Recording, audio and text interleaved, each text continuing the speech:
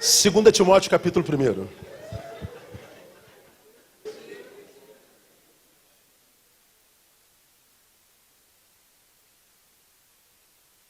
Hoje o Marcelo me enquadrou, ele falou, Neil, até 10h30 só, não passa não, senão tu não volta nunca mais. Eu falei, tá bom.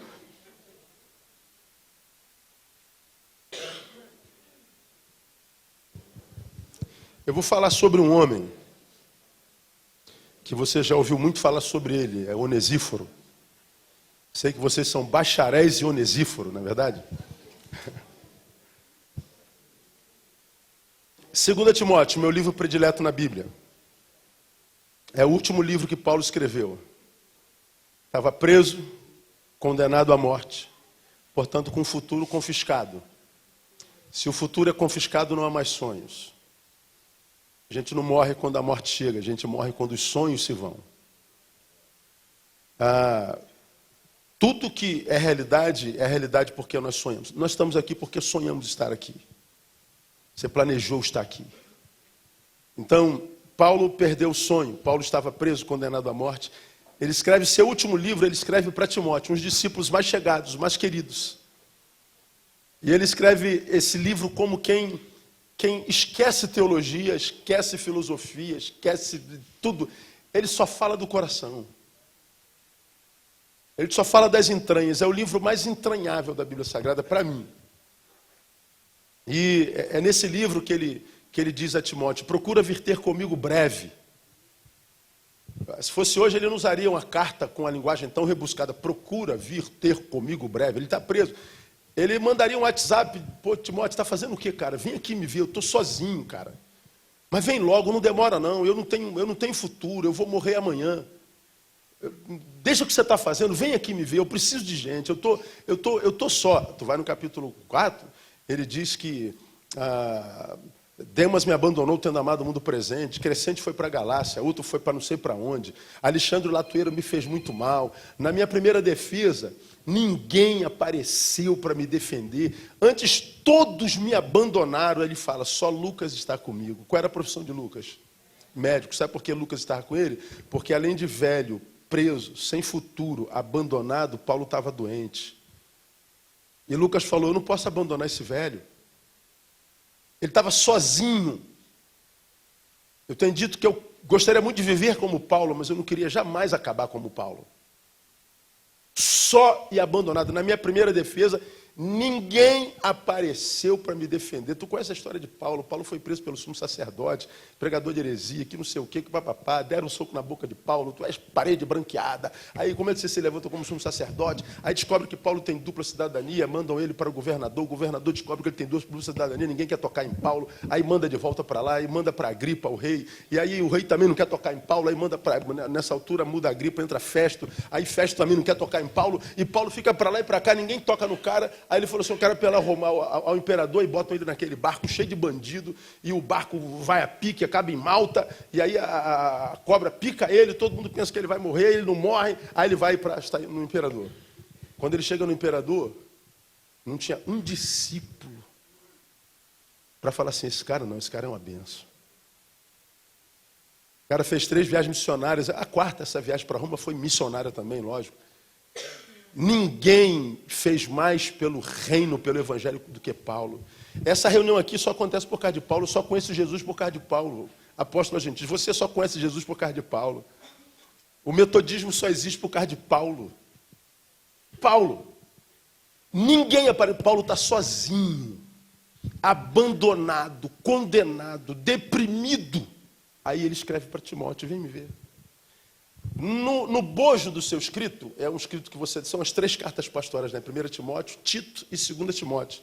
Que eu acho que cada pastor tinha que ler bem devagarinho, mastigando com os dentes do cérebro e do coração, tentando perceber o que é o ministério pastoral, como é difícil, todavia possível, como é doloroso, mas como todavia é prazeroso. Tentando fazer certo para que se faça por muito tempo, para que a gente não seja interrompido nos nossos processos. É um livro maravilhoso. O 2 Timóteo é o melhor deles. Nesse capítulo, 2 de Timóteo, no capítulo 1, no versículo 16, Paulo fala com Timóteo a respeito de um sujeito, que está aí, 16 do 1. O Senhor conceda misericórdia à casa de Onesíforo, Porque muitas vezes ele me recreou e não se envergonhou das minhas cadeias. Paulo está escrevendo a Timóteo citando Onesíforo. Ele diz assim, ó, que Deus conceda misericórdia à casa de Onesíforo. Por quê, Paulo? Porque ele me recreou muitas vezes. Não se envergonhou das minhas cadeias, como quem diz, outros sim, né? Me recreou. Bom, o que Paulo está dizendo aqui para Timóteo? Lembrando que ele é o velho pastor, escrevendo para o jovem pastor. E ele escreve da alma do coração, aconselhando a Timóteo sobre um monte de assuntos relacionais e que dizem respeito ao ministério. E ele aconselha Timóteo para que Timóteo não sofra o que ele sofreu, para que Timóteo não tenha que passar a mesma coisa que ele passou. Então ele fala do fim a quem está no início, e ele dá um monte de conselhos para Timóteo, e entre os conselhos entra esse versículo, porque aqui Paulo fala duas coisas primordiais para Timóteo. Primeiro, Paulo deixa claro para Timóteo, para o jovem pastor, que o ambiente da igreja que ele encontraria no caminho, que o ambiente da comunidade de Deus, que a ambiência da comunidade dos santos seria sempre uma ambiência ambivalente. Uma ambiência como é a vida, dialética. Isso está muito, mas muito claro aqui. Timóteo, você está no início? Saiba que você é chamado para o pastoreio e a população, a comunidade que você vai viver é uma comunidade ambivalente, dicotômica, dialética. Portanto, saiba, você vai se encontrar com gente que vão dizer, que dirão que amam você, mas quando você mais precisar delas, serão elas que botarão a pedra na tua cabeça para você afundar. Você vai se encontrar com gente que vai dizer assim, ó, estamos juntos, pastor, mas é exatamente quem vai se retirar quando você mais precisar dele. Você vai ver gente que diz assim, eu oro por ti, meu pastor, nunca fez uma oração por você, ou então fez oração por você ser arrebatado, sumir daqui. Você vai se encontrar com gente que te chama de meu amado, mas morre de inveja de você. Você vai se encontrar com gente que parece que é de Deus, mas é um agente do inferno, pelos frutos os conhecereis. Você vai passar por muita decepção. Mas isso está no texto? Está, porque ele fala, mas você também encontrará gente como Onesíforo, que talvez seja minoria, e que vão estar contigo mesmo quando você estiver humilhado, sozinho, abandonado, não tendo mais nada para dar a ele, nada mais para oferecer, nos momentos mais ardorosos, calorosos, de cadeia, de dor, eles estarão lá para recriar a tua vida. Então Paulo está dizendo assim, Timóteo, entra no ministério, mas não entra com essa visão romântica, de que o ministério é um ministério de ovelhinhas indefesas, de gente que depende de nós, de gente maravilhosa e perfeita. Não, essa visão não é a visão de um pastor. Veja o rebanho como rebanho de gente caída, de gente como gente é. Não se iluda, Timóteo. Eu fiz 3 viagens missionárias, a 4ª no navio. Eu salvei gente que não acaba mais. Eu sou um dos homens mais usados por Deus no reino. Eu sou o apóstolo aos gentios. Eu sou o cara. Mas no final só estava o Onesíforo. E cadê a multidão que você salvou, que você abençoou, Paulo? Não tinha ninguém, Timóteo. Todo mundo me abandonou. Só você ler o capítulo 4 e veja a alma do cara como é que estava. Então para com essa visão romântica para que você não se frustre, para que você não se decepcione. A igreja é qual a vida, dialética. A gente entra, a gente sai, a gente sobe, a gente desce, a gente emagrece, a gente engorda, a gente quer, a gente não quer, a gente vai, a gente volta. A vida é assim, a igreja é assim. Não se iluda. Então veja a igreja com os olhos da realidade, e não do romanticismo, da paixão, porque a paixão cega. Faz a gente ver a pessoa como ela não é. A gente superdimensiona a pessoa. É um equívoco. Então, cuidado com as frustrações. Porque a ambiência da igreja é ambivalente. Mas também Paulo ensina uma outra coisa aqui. Paulo deixa claro, é muito claro, ele está ensinando a Timóteo também, que por mais que alguém seja sábio, por mais que alguém seja ungido, por mais que alguém seja santo, por mais que alguém seja usado por Deus, por mais que alguém seja cheio do poder do Espírito Santo, por mais que esse alguém seja conhecido pelos infernos, por mais que esse alguém tenha poder de curar, de fazer, discernimento, por mais que esse alguém tenha o poder da palavra, unção de Deus, Paulo está dizendo, todo mundo precisa de alguém. Ninguém pode só. Paulo está dizendo, você sabe quem eu sou, né, Timóteo? Você conhece o meu ministério, não conhece, Timóteo? Você sabe como Deus me usou, não sabe, Timóteo? Pois bem, mas eu só suportei a minha cadeia porque Onesíforo estava lá. Eu só suportei a dor e a angústia porque Onesíforo estava lá. Eu só suportei o inferno existencial pelo qual eu passei no fim da minha vida porque Onesíforo estava lá. Então, Timóteo, não se iluda achando que você pode desenvolver ministério sozinho. Não se iluda que você possa conseguir qualidade de vida sozinho. Não se iluda imaginando que você é super-homem. Você não é super-homem. Está tentando ser homem. Super jamais. É como se ele falasse a Timóteo tentando relembrá-lo do Éden, né? Não é bom que o homem esteja só. Possível é, bom nunca.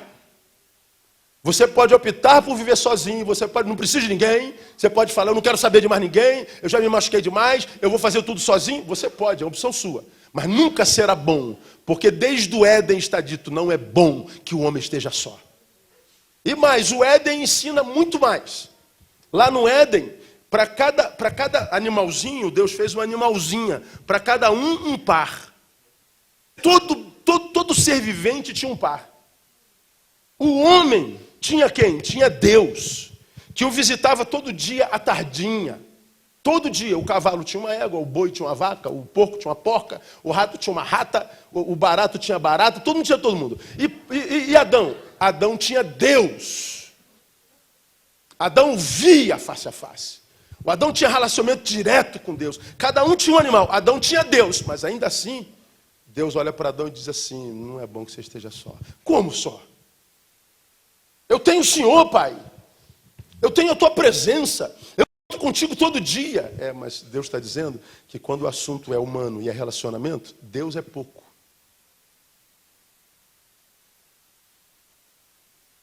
Deus não é suficiente para preencher a necessidade de relacionamento humano. E ele cria a obra-prima da criação, a mulher. Ele tem Deus e Deus diz, não é bom que você está sozinho. Você entende o que eu estou falando? A pós-modernidade nos empurra para a solidão. A pós-modernidade, porque nela nos machucamos muito, é uma geração estética, nada do que parece é, a gente se frustra muito. Nós somos empurrados para a solidão, para o gueto do quarto. Vivemos, que eu falei ontem, a incredulidade antropológica. A gente vive sozinho, ninguém confia em ninguém, ninguém abre o coração para ninguém. Ninguém abre a porta da vida, da alma. A gente abre um basculantezinho, se quiser. Mas não, ninguém conhece ninguém. Na pós-modernidade, porque nós vivemos isolados, ninguém conhece ninguém. Nós imaginamos o outro. Nenhum de vocês se conhece, todos se imaginam.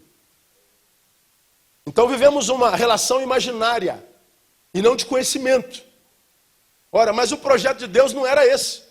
Ele disse, você tem a opção de ficar sozinho, mas nunca será bom. Você precisa de alguém. Eu não preciso de ninguém, pastor, me disse alguém há bem pouco tempo atrás na minha igreja.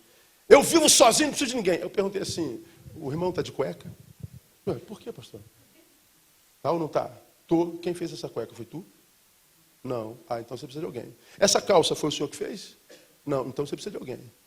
A escova de dente com a qual você escovou o dente, se escovou, foi o senhor que fez? Não. Então você precisa de alguém. A cama na qual o senhor dormiu, foi o senhor que fez o colchão? Não. Então o senhor precisa de alguém. E a casa na qual o senhor mora? O senhor que fez? Não. Então o senhor precisa de alguém. O senhor pode ser ingrato com relação aos muitos alguém que estão na nossa vida sem a gente saber. Porque você está sentado porque alguém fez essa cadeira. Você está me ouvindo aí porque alguém fez esse microfone. Você comeu porque alguém fez aquele pão. Você pode não reconhecer o valor do padeiro, do carpinteiro. Você pode não reconhecer o valor da cozinheira, da costureira. O problema é seu. Mas que você precisa de alguém, você precisa. Agora, Paulo está dizendo, todavia, não veja esse alguém com um olhar romântico. É gente. Cuidado com a visão com a qual você entra no ministério. Você não é pastor de anjos. Está mais para o outro lado. Em vez de anjo.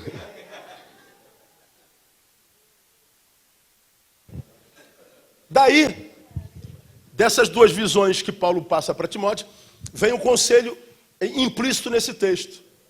Eu só suportei por causa de Onesíforo.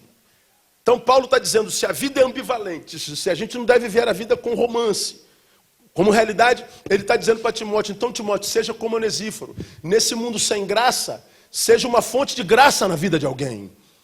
Nesse mundo des-graçado, seja uma fonte da graça de Deus na vida de alguém. Seja alguém que transforma a vida de alguém numa vida que vale a pena ser vivida, Timóteo. Isso é ministério. Agora, olha que coisa interessantíssima. O texto diz assim, Onesíforo muitas vezes me recreou. O que é o recreio, gente? O recreio é a melhor hora do período escolar.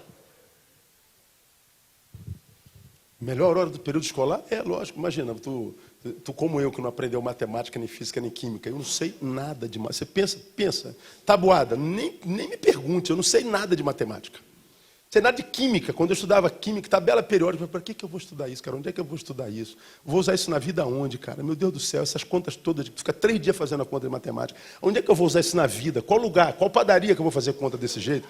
Qual mercado? Então, para mim era tão difícil, desculpa os matemáticos aqui, aí tu imagina um tempo de matemática, um tempo de química, um tempo de física, aí vinha aquele som celestial, recreio, meu Deus do céu, o recreio era a melhor hora do período escolar, mas é brincadeira, a palavra recrear, olha que coisa interessante, a palavra recrear no grego é a palavra anepsuxen, que vem da raiz de anepsuko, que literalmente traduzido é refrigerar. Onesíforo muitas vezes refrigerou a minha vida. A ideia a ser comunicada é, ele me fez reviver mediante ar fresco. Paulo está dizendo assim, Timóteo, eu estou neste inferno existencial, preso, estou amarrado, estou sem futuro, sem esperança, sem sonho, abandonado, doente, velho, sozinho, tudo para me sentir um fracassado. Eu estou na angústia da minha alma e da minha solidão. Eu estou vivendo o inferno, o calor da minha dor. Chega Onesíforo e é como se alguém ligasse o ar condicionado e ele mudasse os ares do meu inferno e ele transformava o meu inferno em algo suportável. Quase um lugar onde eu sinto prazer. Ele está dizendo, Onesíforo é o meu ar-condicionado. Já pensou se a gente tivesse ar-condicionado aqui agora? O calor já está apertando. Pegamos 50 graus no Rio de Janeiro esse ano. Meu irmão, a gente clamava por um shopping, por um lugar de ar-condicionado. A gente queria estar junto de onde tem ar-condicionado o tempo inteiro, porque o ar é melhor, a gente respira melhor, tem mais conforto, se torna prazeroso diante do inferno que está do lado de fora. Timóteo está dizendo, o meu ar-condicionado é Onesíforo, Timóteo. Quem viabilizou a minha vida foi Onesíforo, Timóteo. Onesíforo deu sentido à minha existência. Por causa de Onesíforo, mesmo sendo eu quem sou, a minha vida se tornou vida até o final da vida. Foi Onesíforo que não me deixou morrer antes da morte chegar. Ar refrigerado. Então, eu penso que todo cristão deveria ser como Onesíforo. Eu acho que quando Jesus criou a igreja, ele pensou que a igreja seria no mundo que jaz no maligno, portanto jaz infernalmente, porque a palavra jaz você só encontra num lugar no planeta Terra. Qual lugar? Cemitério. Não existe essa palavra em outro lugar. Só faz alusão à morte, a quem foi sepultado. Aqui está sepultado, aqui jaz. A Bíblia diz, o mundo está sepultado no diabo. Ele está dizendo, o lugar onde está o diabo é o inferno. Agora, nesse inferno onde o diabo jaz, a vida será possível. Por quê? Porque a minha igreja está ali, e porque a igreja marcha na terra, a porta do inferno não prevalecerá contra ela. Ou seja, a igreja, porque sal e luz, transformaria o mundo onde o diabo está, e o homem sem Deus, num homem que conheceria Deus através da igreja pelo nosso testemunho, e mesmo nesse lugar onde o diabo jaz, morre, está morto, ali haveria vida e vida abundante. Abundante. Por quê? Porque os onesíforos chegaram no planeta. Os onesíforos ligaram o ar-condicionado. Os onesíforos transformaram essa vida insuportável, essa vida maldita, numa vida prazerosa, numa vida que vale a pena ser vivida. Ora, não é a realidade que a gente vê na nossa nação e nem no mundo. Eu falei da realidade do suicídio ontem, bem en passant. Deixa eu mostrar algumas coisas para vocês. No seu país acontecem 33 suicídios por dia. Bobagem, porque no Japão são 87. A Organização Mundial de Saúde diz que acontecem 1 milhão de suicídios por ano no mundo. 1 a cada 40 segundos. Durante muito tempo, preconceituoso, ignorante, porque o preconceito é uma ignorância, não é?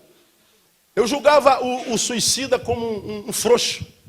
É um frouxo, pastor. Vai para o inferno, porque o crente adora jogar pessoas no inferno. O suicida, então, coitado, está perdido. Suicidou-se, vai para o inferno. Eu não sei de onde tiraram isso, eu não sei de qual Bíblia, onde é que está escrito, quem falou. Não é? Porque o suicida não tem salvação. Um dia a gente fala sobre isso, que há controvérsia, né? Mas é muito fácil de explicar. Mas numa outra hora a gente faz isso. Eu pensava que o suicida era um frouxo, era um covarde, era um fanfarrão, merecia até morrer. Porque, poxa, não tem problema que possa tirar de mim a alegria de viver. Mas para eles estão tirando. Você tem uma ideia? Olha, 2013, isso é a Sociedade Brasileira de Psiquiatria. 2013, 25 suicídios dia. 2014, 28. 2015, já está mensurado como 33 por dia. Vocês viram a imagenzinha que eu mostrei ontem, como se enforcar. Entre pessoas de 15 e 25 anos no Brasil, o suicídio é a segunda causa-morte. A segunda. Na Europa já é a primeira.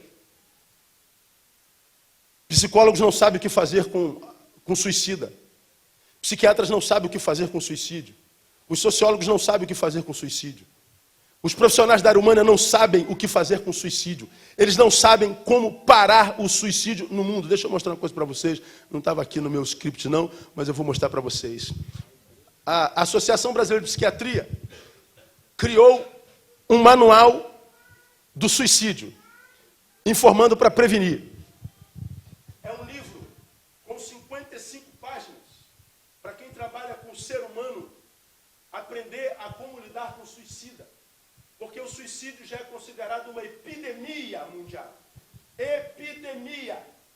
E é chamada de epidemia silenciosa.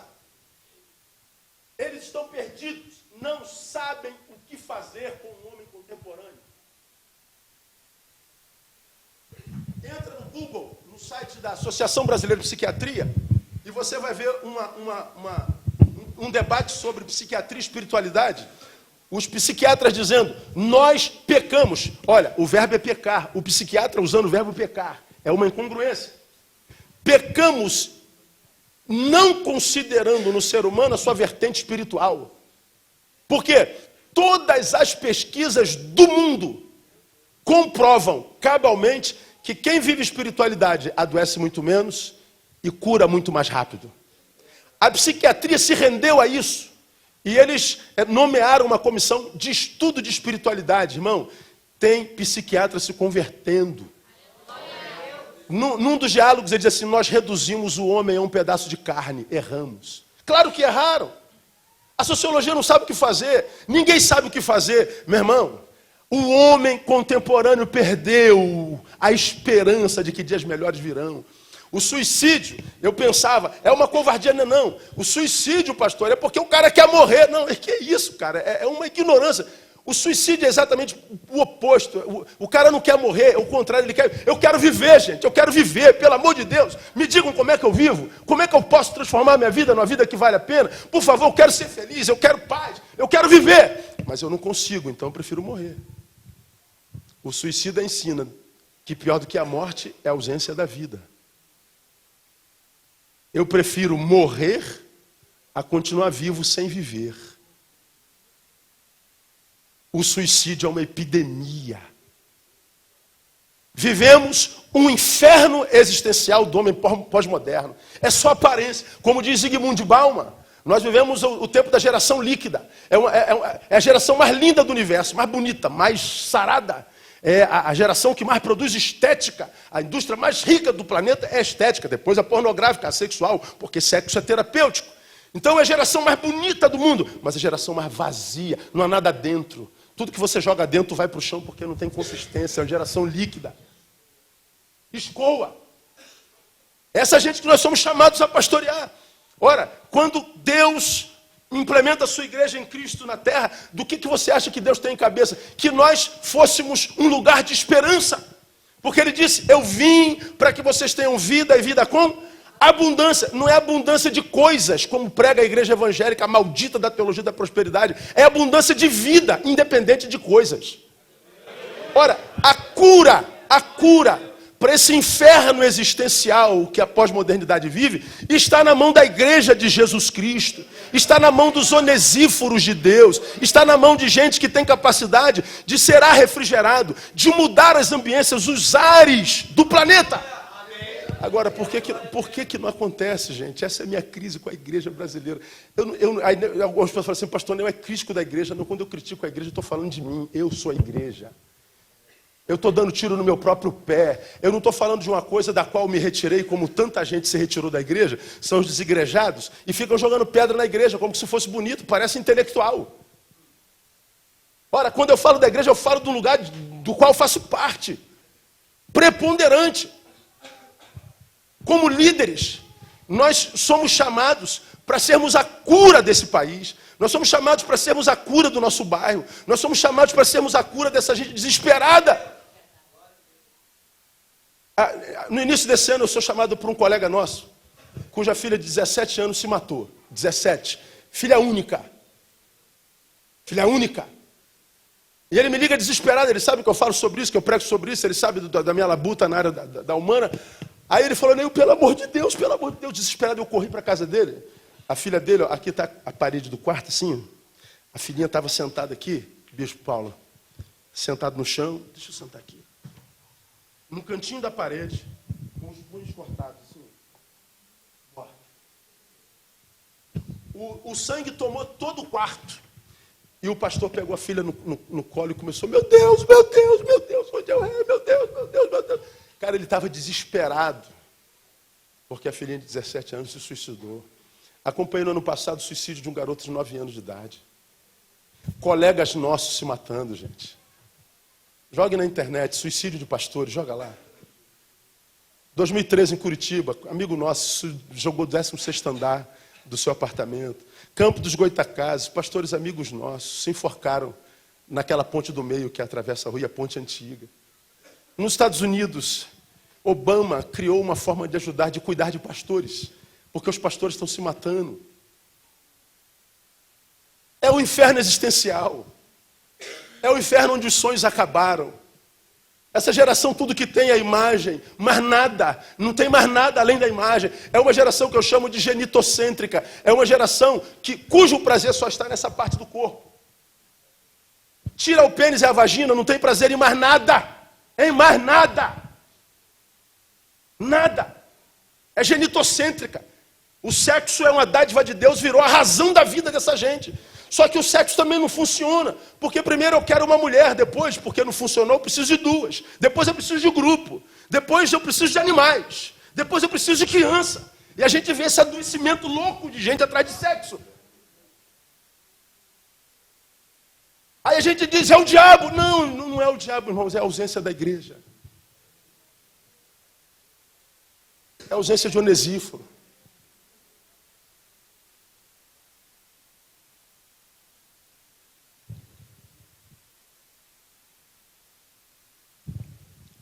A pergunta que faço, depois que eu afirmo, eu penso que todo cristão deveria ser assim.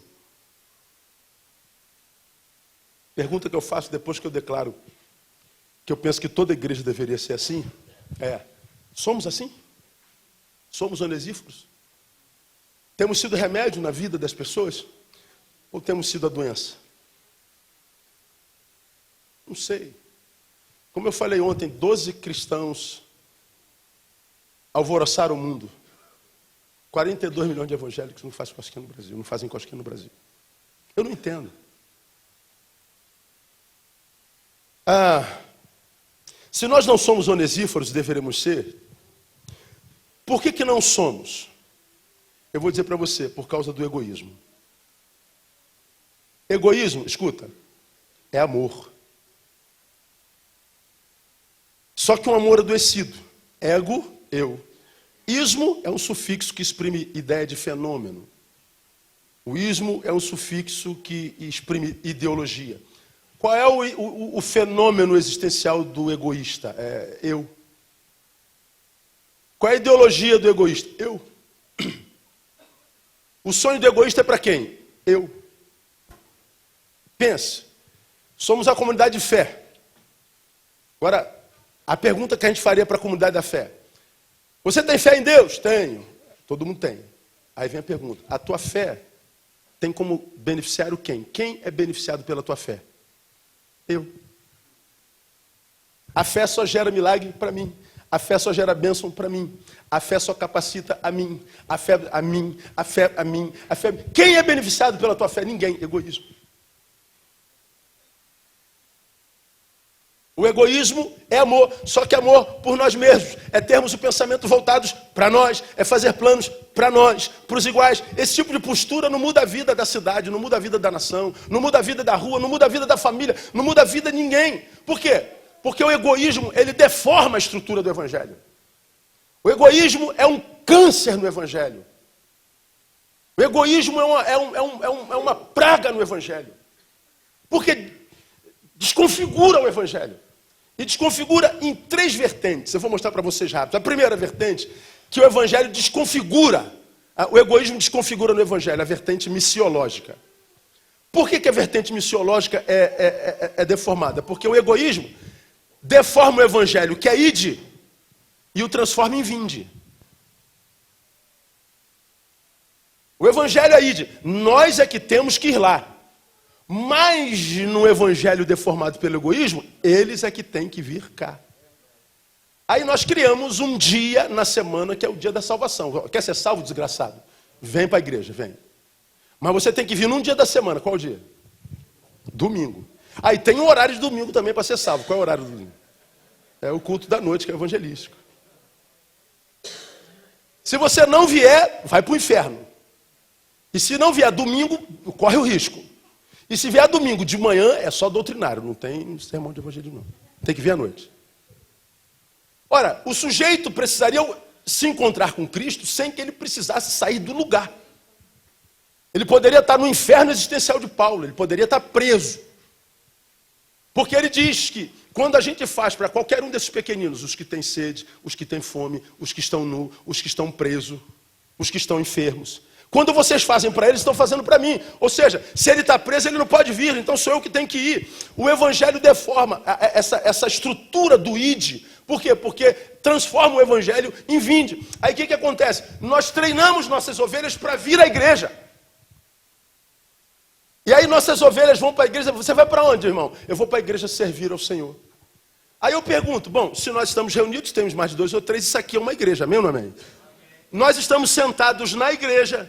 Estamos aqui há 3, 4 dias. E a pergunta que eu faço, vocês estão fazendo o que para Deus nesse exato momento? Que tipo de serviço vocês estão prestando a Deus? Eu não estou vendo serviço nenhum. Na igreja eu não sirvo a Deus, Deus me serve. Porque é Deus quem está servindo vocês com a sua santa palavra nesse exato momento, mexendo seus corações e treinando você para ser o melhor crente. Agora, por que Deus nos serve na igreja? Para que quando a gente sair da igreja, a gente sirva aos que não são igreja. Para que eles encontrem esperança. Para que eles vejam em nós o que a graça de Deus produz no ser humano. Isso, o egoísmo deforma a nossa questão missiológica. Veja, o id é secundarizar o eu. Vamos imaginar que esse teclado seja aquele a quem eu tenho que alcançar. Então, a Bíblia diz assim, Neil, id. Ora, então, o alvo é ele. Ele é o número 1 e eu sou o número 2. Eu sou secundarizado. O alvo é ele, Neil. O alvo é ele, Neil. Isso é o id. Então, ele é o alvo. Agora, se eu deformo para vinde, quem se torna o alvo? Eu. Eu que já fui alcançado. Eu que já fui evangelizado. Eu que já fui restaurado. Eu que já saí das trevas, já estou plantado na maravilhosa luz. Eu volto a ser alvo agora do perdido. É ele que tem que vir a mim. Isso é demônio. E eu vou lhe dizer mais. Quando a gente transforma o evangelho em vinde, a gente comete um pecado grave, porque só Jesus pode dizer vinde a mim. Porque só ele pode aliviar o que veio. Só ele pode devolver a vida ao que veio. Nós não podemos. Então, o egoísmo deforma essa questão missiológica. A pergunta do egoísmo é: o que Deus pode fazer por mim? As pessoas entram na igreja querendo o que Deus pode saber o que Deus pode fazer por eles. E se Deus não faz, ele some da igreja. Por que o irmão não veio mais? Ah, pastor, estive lá um ano, não deu em nada. Mas tinha que dar no quê? Ele queria se dar bem. E aí nós construímos um evangelho no caminho que diz: Deus tem uma bênção para você, Deus vai mudar de você, Deus vai fazer por você, Deus vai fazer por você, Deus vai fazer por você, e Deus vai fazer por você. Aí nós achamos que isso é evangelho. Isso não é evangelho, isso é humanismo. Foi Protágoras que disse que o homem é o centro de todas as coisas e todas as coisas convergem nele. No evangelho, o homem não é o centro, Jesus é o centro. Agora nós construímos um evangelho nesse país que coloca o homem no centro. E esse homem acredita que ele é dono do pastor, ele acredita que ele é dono da igreja, ele acredita que a igreja é empregada dele, ele acredita que o clero é empregado dele. E eles querem ser servidos o tempo inteiro. Eles acham que tem direito de entrar na nossa vida de manhã, de tarde, de madrugada, se meter na vida do nosso filho, da nossa esposa, da nossa vida. E a gente permite porque a gente acredita que isso é evangelho. Não, o evangelho não faz da gente servo deles. Fazem deles servos dos outros. A gente não está aqui para servi-los, nós estamos aqui para ensiná-los a servir. A igreja não é, como eu costumo dizer, um campo de refugiados do mundo, gente que está fugindo do mundo, se refugiando. Não, a igreja é uma escola que capacita a gente para transformá-lo. É uma escola. Aí, quando a gente deforma a estrutura do evangelho na questão missiológica, acontece algumas coisas sinistras. Por exemplo, julgamos um evento bem sucedido em função do número de gente que colocamos no templo. Olha, o evento foi uma benção. Por quê? Tinha 1000 pessoas. No show do sertanejo tem 20.000. Ah, foi uma benção porque tinha 5.000 pessoas. E daí? Esses 5.000 produziram o que para o reino? Serviram a quem? Salgaram a vida de quem? Iluminaram a vida de quem? Com qual preso estiveram? Com qual faminto compartilharam pão? Com qual sedento compartilharam água? Esses 5.000 fizeram o quê? Nada. 5.000 parasitas.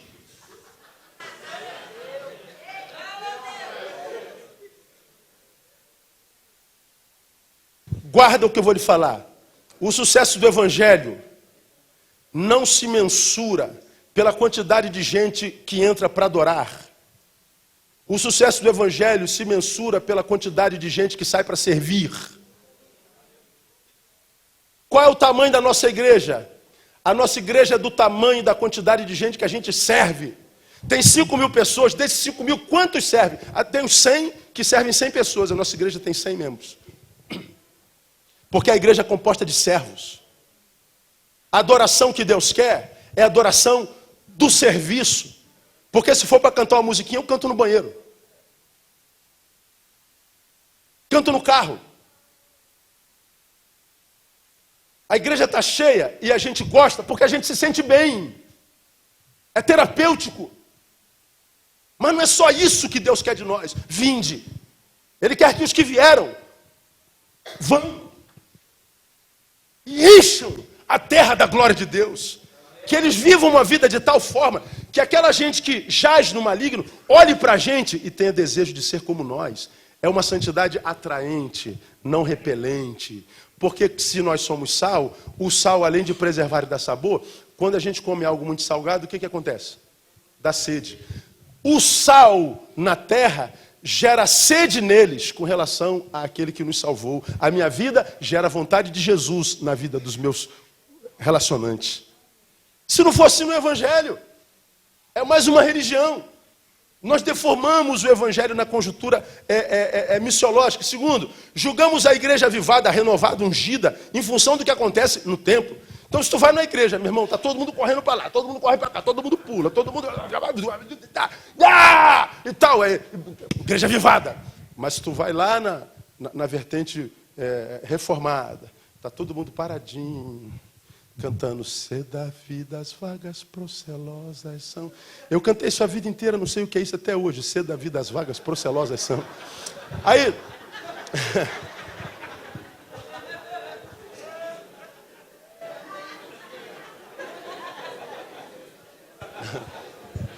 Aí você diz assim, essa igreja é gelada, essa igreja não tem o Espírito Santo. Nós batistas e presbiterianos ouvimos isso muito. Essa igreja não tem o Espírito Santo, por quê? Porque o culto é paradinho. E por que você acha que é avivada assim e não é assim? Por causa do que acontece no templo. Agora, o que essa igreja barulhenta faz fora do templo e essa igreja calada faz fora do templo? É pelos frutos que a gente conhece, não pela qualidade da liturgia. Pode aplaudir o Senhor. É um equívoco. É um equívoco. Aí, terceiro, gastamos muito mais tempo, quase todo ele, com atividades do templo do que com serviço ao próximo. O pastor fala assim, tá vendo este banheiro, pastor? Eu que construí na minha gestão. Tá vendo este templo, pastor? Eu que construí na minha gestão. Tá vendo este carro, pastor? Eu, quando cheguei aqui, era um Fusquinha velho. Agora tem uma Sprinter zerada. E o cara vai mostrando o quanto que o prédio que ele construiu é um negócio maravilhoso. Legal. Se fosse por esse prisma, Niemeyer seria o Papa do Brasil. Agora, esse é o templo que vai ficar. E com relação ao templo que vai subir? Aquele onde habita o Senhor. Porque ele diz que não habita em templos feitos por mão de homens. Se ele não habita em templos feitos por mãos humanas, ele habita em que tipo de templo? Em templos feitos pela sua própria mão. E o templo que ele habita somos nós. E a gente não cuida do templo que ele construiu e no qual ele habita. Aí nós botamos para fora a gente que pecou, o sujeito pecou e a gente exclui. E depois fica em pé, vamos orar por esse casalzinho. Pô, a gente botou para fora e vamos orar, que hipocrisia. É um negócio de maluco. Nós não somos especialistas em gente. A gente diz que foi batizado no Espírito Santo e fala língua estranha, é legal, fala a língua de Gabriel, fala a língua do serafim, do querubim, mas não sabe falar a língua do adolescente, cara. Não sabe falar a língua do motociclista, não sabe falar a língua do hippie, não sabe falar a língua do corrupto, não sabe falar a língua de ser humano nenhum. E na pós-modernidade a gente tem que aprender a falar em língua, porque são muitas tribos, povos, raças, línguas e nações. A igreja precisa ser comunicativa. A igreja precisa ter uma ambiência onde qualquer um de qualquer tribo se sinta em casa, porque vai ser valorizado pelo que é e não pelo que parece ser. A igreja evangélica hoje foi reduzida à igreja que luta contra os homossexuais. É o que a sociedade pensa de nós.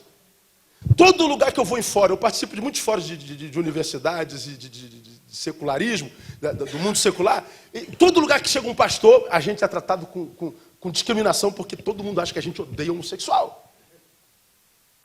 Apareceu a igreja evangélica na mídia, é contra os homofóbicos. A gente está preocupado com o que o sujeito faz com anos dele.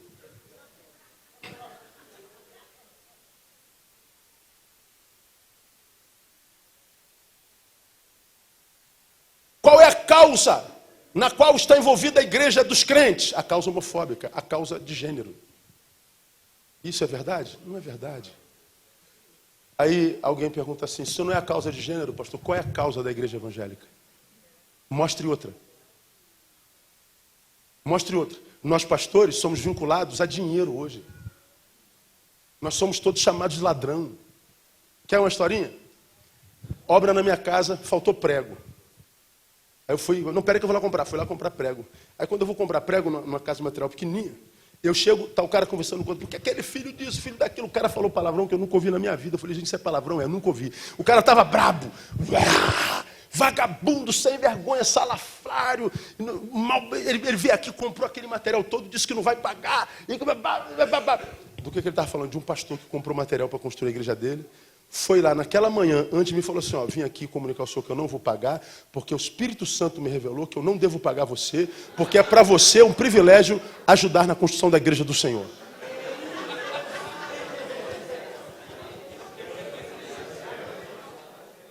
Aí imagina o cara, parece mentira, não parece? Mas você não sabe do que os pastores modernos são capazes, irmão. Você não sabe. O cara estava irado. Esses pastores vagabundos, salafrário, bandido, e pá. Pô, e eu tô ouvindo, falei, meu Deus do céu, vou ficar quietinho aqui.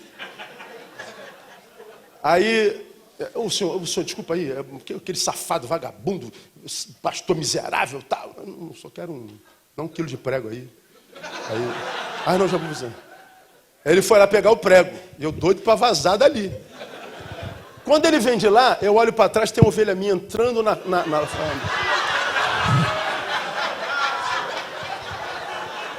Ó, diante de Deus, ele está entrando, cara, eu virei assim de costa para ver se ele não me conhecia.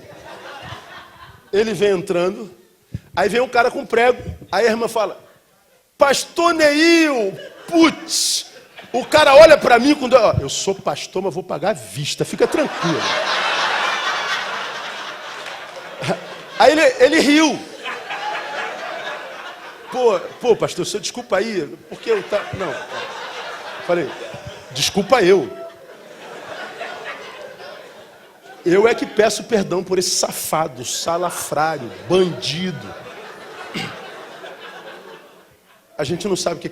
Tem igrejas, irmãos, que abrem vários templos de aluguel e não pagam aluguel. Se o templo pegar, eles pagam. Se não pegar, eles vão embora, largam lá. Nós somos mal vistos. Nós não temos credibilidade. Nós somos intelectualmente desconsiderados. Nós somos um povinho de terceira categoria. Por quê? Por causa dos que nos representam.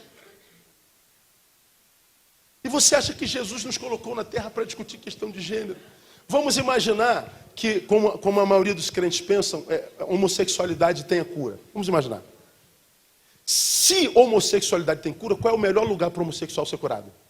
Na igreja. Ele pode vir à igreja? Não pode.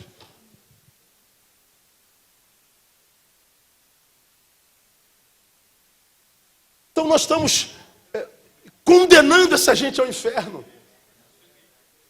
Agora, eu conto outra historinha. A história ilustra. Eu estou no Piauí pregando num congresso que tinha eu e mais um preletor.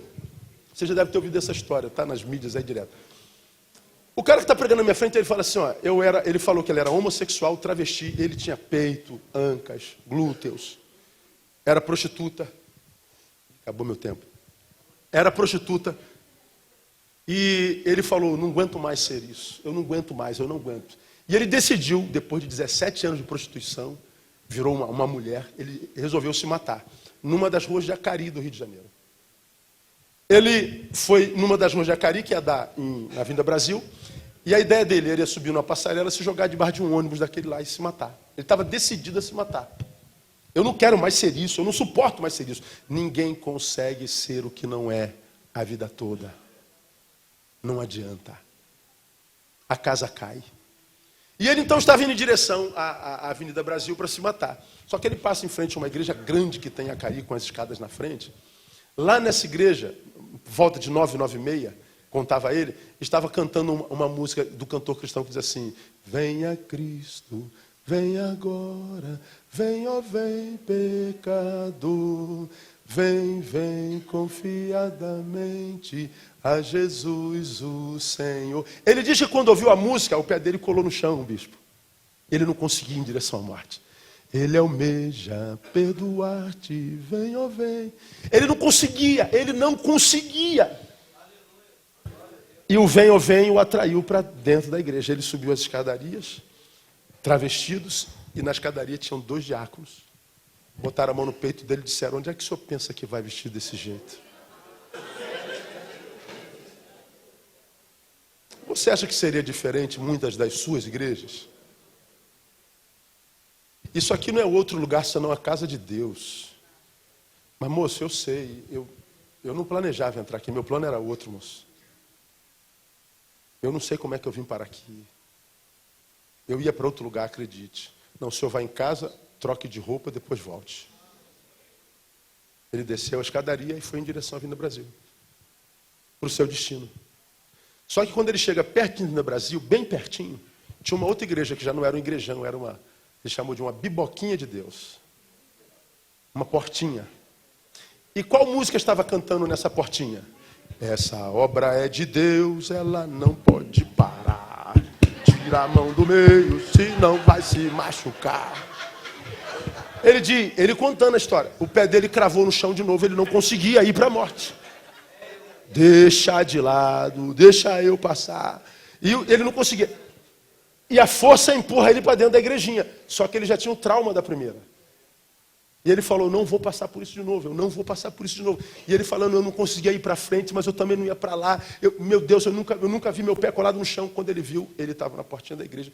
Tinha uma irmãzinha com coquezinho, baixinha, saião. Abraçou ele, seja bem-vindo, meu filho. É humilde, mas é de Deus. Você é bem-vindo à nossa casa. Deu um abraço no cara.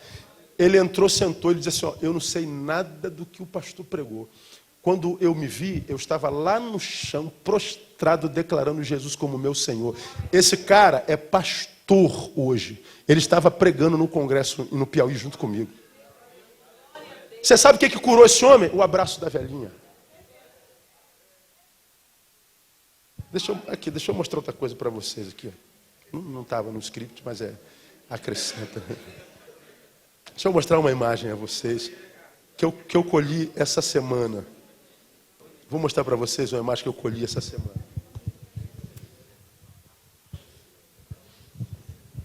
Isso aqui é uma estátua de uma mulher.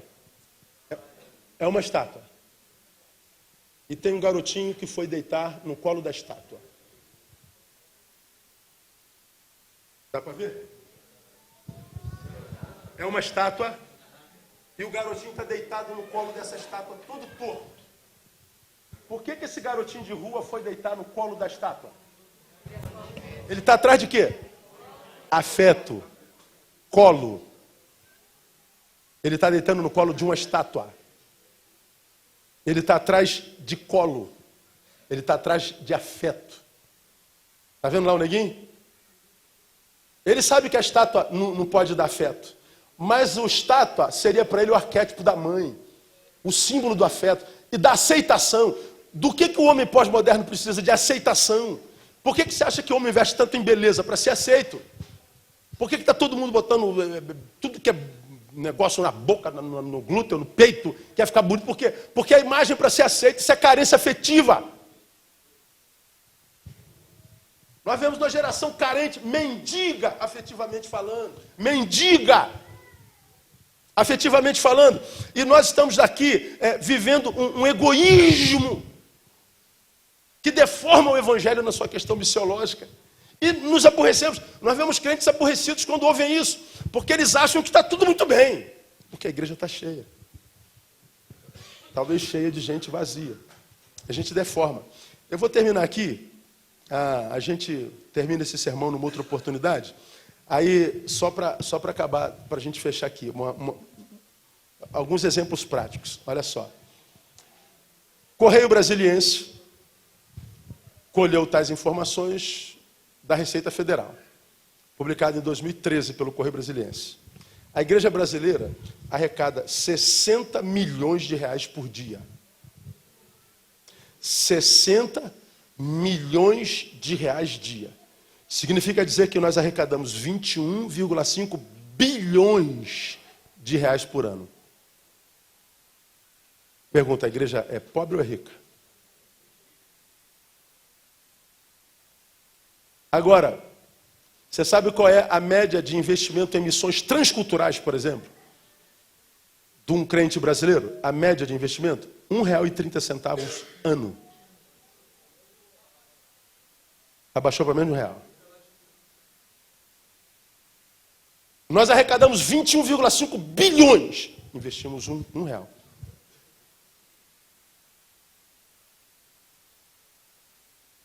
Tudo no templo. Prédio, tijolo. E porque construímos um templão, estamos felizes. Aí a pergunta que a gente faz, e que a sociedade faz, para onde vai essa dinheirama toda? Para onde vai esse dinheiro? Cadê o dinheiro da igreja, gente? Eu tenho um amigo que é missionário no norte da África, foi missionário no Afeganistão por 8 anos. Fala fluentemente o árabe, fluentemente. Todo mundo pensa que ele é árabe. Ele agora está no norte da África. E ele conheceu um soldado islâmico, do Islã, que está decapitando nossos irmãos cristãos lá.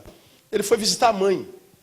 E como esse missionário trabalha com futebol, ele conheceu esse cara e fizeram um certo contato. Ele perguntou por curiosidade: por que vocês estão fazendo o que com os cristãos?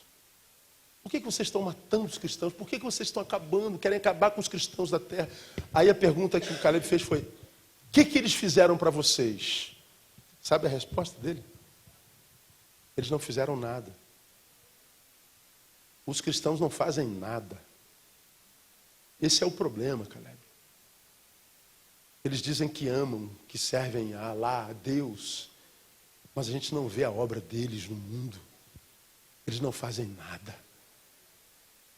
Nós queremos acabar com essa gente que diz que tem fé e não faz nada. Isso é a palavra do soldado islâmico.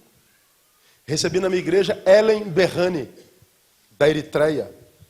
Está trabalhando com portas abertas, foi acolhida por portas abertas. Ellen foi presa por causa da sua fé por 2 anos dentro de um container. Ela ficou 2 anos dentro de um container, onde ela defecava e onde ela comia. E onde apanhava todos os dias. E era estuprada todos os dias. Ellen conta a experiência da sua prisão. A Eritreia já foi um país livre. Já foi um país cristão. A sua igreja, diz ela, chegou a ter 4.000 membros. E o governo começou a pressionar a igreja que crescia, dizendo o seguinte: vocês tinham 100 membros, não faziam nada para o país nem para a cidade. Agora vocês têm 4.000, têm recursos, a gente não vê nada de vocês na cidade. A gente não vê a relevância de vocês na cidade. A gente não vê o que vocês fazem no país. Começou a perseguição religiosa, acabou com a igreja. Porque a igreja cresceu e não influenciou.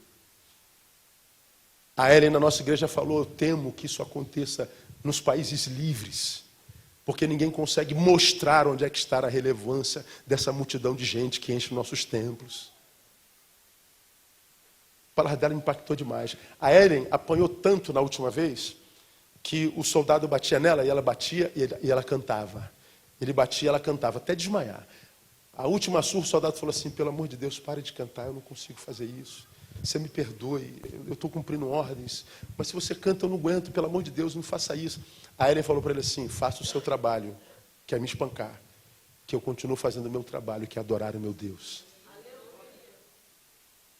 Ela ganhou alguns daqueles soldados para Jesus. Ela apanhou tanto que ela ficou desacordada, com alguns ossos quebrados. A mandaram para o hospital, o médico diagnosticou e disse: essa menina vai morrer, manda para casa para morrer em casa. Deus a cura. E Deus usa portas abertas para salvar a sua vida, e ela saiu da Eritreia. Você tem ideia? O pai dela está num país, a mãe está no outro país, a irmã está no outro país, e ela no outro país, e ela vai falando do amor de Cristo e da responsabilidade que a igreja livre tem de evangelizar o mundo. Porque o mundo não está porque o diabo é poderoso. O mundo está como está porque a igreja é omissa. O evangelho virou vinde. Então, meu irmão, vocês são pastores, nós somos pastores. Ninguém tem poder sobre vidas como os pastores têm. Você pode ver, nossos rebanhos tem juízes, tem desembargadores, tem médicos. E alguns abrem mão de ser desembargador, juiz, médico para ser pastor. Porque nós temos um poder quase divino na mão. As pessoas não veem como representante de Deus. Nós temos um poder sem medida. Se nós usarmos isso pelos trilhos do Evangelho, meu irmão, a gente coloca o Brasil de cabeça para cima. Nós vamos ser um celeiro de missionários, não só no discurso, mas na prática. Nós vamos viver um país de equidade. Por quê? Porque o reino de Deus chegou. A igreja existe para sinalizar o reino de Deus. A igreja existe para ser onesíforo. Vamos mudar os ares do Brasil. Vamos mudar os ares do Rio de Janeiro. Vamos mudar a nossa nação. A cura está na nossa mão. Que Deus abençoe a casa de Onesíforo. Porque muitas vezes me recriou, não se vergonha na minha cadeia. Por que a gente não é onesíforo? Por causa do egoísmo. Que Deus nos dê graça para vencer o egoísmo. E que o Brasil tenha a graça de ter uma igreja que se levante para ir e transformar a nação pelo poder do nome de Jesus. Deus abençoe os irmãos. Muito obrigado.